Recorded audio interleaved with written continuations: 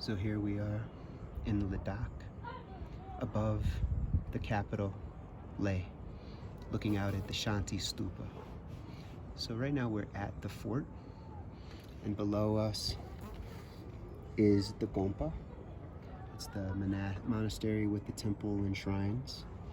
And then very nearby, though you can't see it from here, well, you can actually off to the left. You'll see the palace.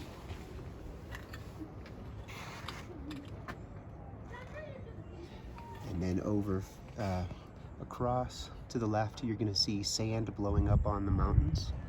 We're in the Himalayas. And then further off to the left, now it's starting to be obscured by the clouds. We're getting toward dark. You see a little bit of the snow caps. They're kind of peeking out from behind the clouds right now. And we're talking like some of the mountains around here are 18 to 24,000 foot. Some massive mountains. And here in Ladakh, Ladakh is bordered by western Tibet, and also to the west you'll have, so to the east is western Tibet, to the north is Gilgit and Baltistan, and then east of here is Kashmir or Zanskar Valley, Zanskar and Suru Valley, and then Kashmir Valley.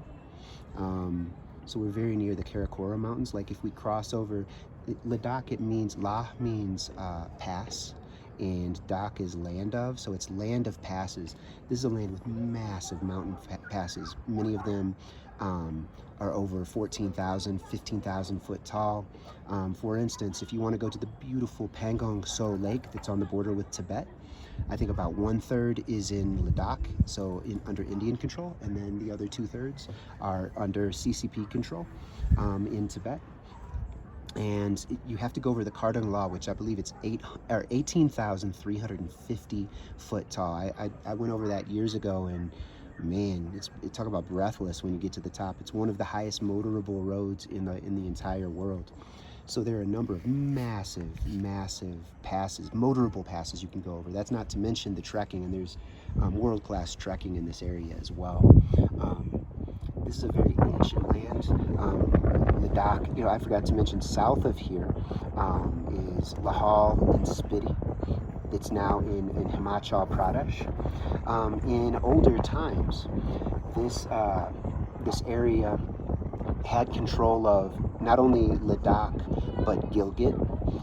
So Khardung was there was a summer and winter capital. I believe this was the I'm not sure if it was Khardung was the summer capital or the winter capital, and Leh was the other.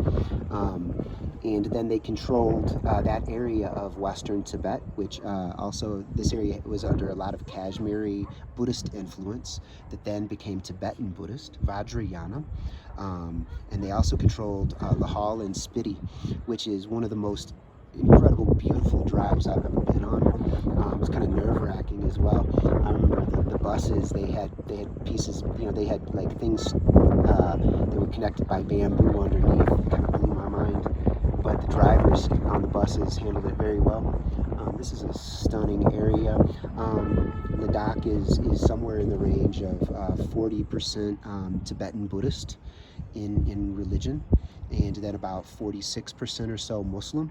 If you go further over outside of Leh, over toward the second most important city in Ladakh, that's Kargil, that area is majority Shia, I believe something like 73%, including Suru Valley. And it's a really beautiful area I would love to explore. You get further down beyond Suru Valley into Zanskar, and it's Tibetan Buddhist again.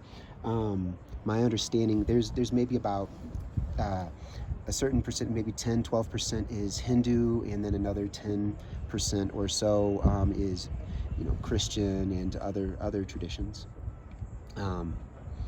This area also linguistically, Ladakhi is very closely related to Tibetan, is my understanding, and the food the cuisine is very similar to Tibetan food. We are actually on the Tibetan Plateau, which includes Spiti Valley. It includes Ladakh, and a number of other territories that are under Indian control at this point. There's also a section of Ladakh that is very not very inhabited, called Aksai Chin, I believe, and that area is under CCP control now. And that's just a little bit of what I know. I don't know a whole lot about the area, but I really love it. This is my second time here. It's been many years since I was here. Last time I went all around to a lot of the monasteries and went over a lot of the big passes, including the journey back down to Manali, down to Manali, coming from Srinagar. And I did the Srinagar journey again this time, and it's one of the prettiest drives I've ever been on. And I really enjoyed this drive. This time it was just so nice and stunning, going over the Zoji La. And I really wish I could have stretched out the journey from Srinagar to Leh into at least a week. That would have been ideal. There's a lot more to see and do in this area.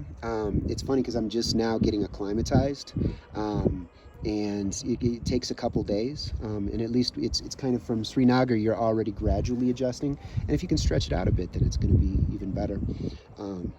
I really like the energy of Ladakh. It's very peaceful. You don't feel, like so for instance, I love the architecture and design in Srinagar, in Kashmir, and I would love to explore the Kashmir Valley a lot more. But it's almost comical how people are constantly popping up. Come take a boat ride, come on my auto rickshaw, my cab, come in, look at my shawls. It's just you're constantly being bombarded to buy things or buy services or products, which is understandable because that region has been under tremendous pressure from lockdowns, not just from COVID, but other types of political lockdowns. So, when things are open, then there's almost a semi-desperation to do good business. So it's understandable, but it's kind of intense. And so it's much more relaxed when you get to Ladakh. And I really enjoy it here. I would love to spend a significant amount of time here. Also, the diversity of religion here is amazing because, like I mentioned, it's not just, you've got Sunni, you've got Shia, you've got Sufi, you've got the Sikhs are here, the Sikhs, and there are holy places associated with all of them here in Leh and throughout Ladakh. It's also holy places associated with the Hindus.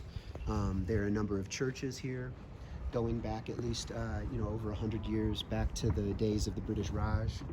Like the Moravian mission is here, and they've been doing work in the area for quite some time. The Moravian church that's down in Leh, it's actually got like Tibetan, Ladakhi designs, architectural designs incorporated into the church. So it's interesting. I'd like to see the inside. So anyway, it's if you're interested in comparative religion, this is really an amazing place to visit. And also you'll find a real range of cuisines here as well. So it's nice. Ladakhi, Tibetan. Obviously, you have South Indian. You have Punjabi. And other types of fare that are travelers are accustomed to. As you go to backpacker centers, traveling hubs around India that would include not just Leh, but Pushkar down in Rajasthan and some of the other areas. It's slipping my mind right now.